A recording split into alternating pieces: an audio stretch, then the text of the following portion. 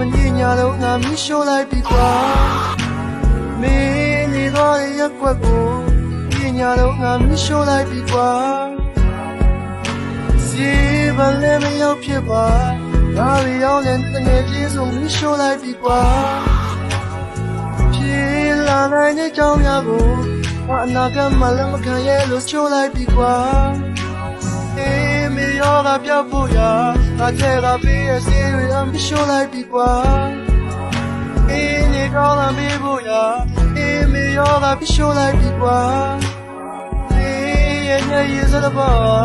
ခင်မောင်လေးကိုပြီးရှို့လိုက်ပြီကွာဖြစ်လာနိုင်တဲ့ကြောင်းများကိုငါအနာဂတ်မှလည်းမခံရလို့ချိုးလိုက်ပြီကွာငါလူကောင်းတယောက်ဟုတ်တာမင်း